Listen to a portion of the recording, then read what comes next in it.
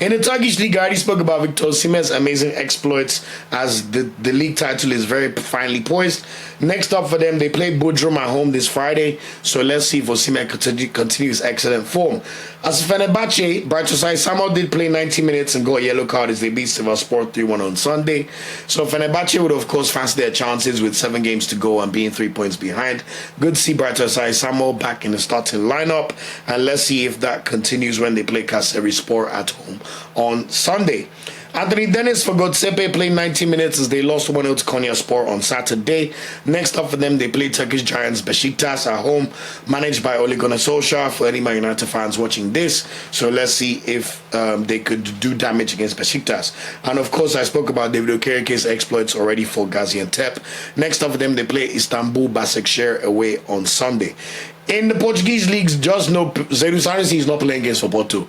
Let's leave it at that. He was on the bench in their 1-0 win on Saturday against Casapia, and it's unlikely he'll get minutes against Famalicão on Friday, but watch this space. We'll be monitoring closely.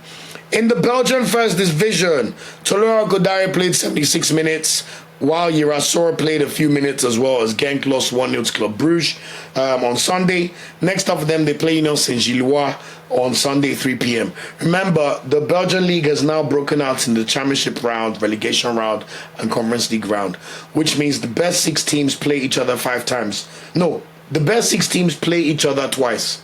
So 1 each, 1 home, 1 away, which means they play 10 games. At the moment, 4 of these games have been played, so there's 6 games to go. Unfortunately for Genk, by losing this game to Club Brugge, they're now just 1 point ahead of Club Brugge, who are second. So it's really keenly poised with 6 games to go. So if you're Club Brugge and Rafael Yedika, you're going to be feeling pretty good about yourselves. You know, he played 84 minutes, of course, in that 1-0 win over Genk.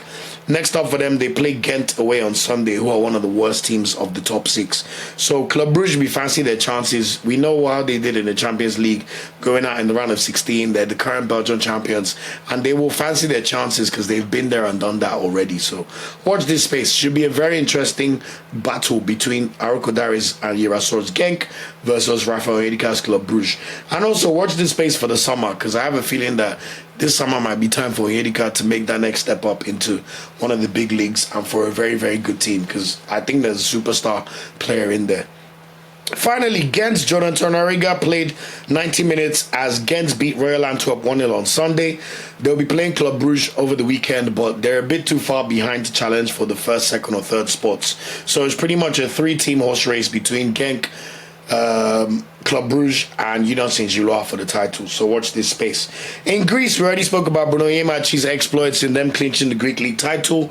Let's see if he could maintain his starting spot as they play AEK Athens again away on Sunday. 3 games to go, but they've already clinched the title. So shout out to Olympiacos and congratulations for winning the Greek title yet again. In Scotland, I already spoke about the boys' exploits, Leon Balogun, especially against Athletic Bilbao. Cyril Dessers also played 85 minutes in this game and put in a work-like performance because they played with 10 men for the whole game. Over the weekend, we saw Dessers play 15 minutes and Balogun was not in the squad as Rangers drew 2-2 against Aberdeen. They are also doing a championship round format like Belgium, but Rangers are a bit too far behind to really challenge Celtic, in my humble opinion. But let's see how they get on in the Europa League, where they have the great opportunity to face Athletic Bilbao in that away tie on Thursday. As for Daniel Daga, I also spoke about him scoring for Molde.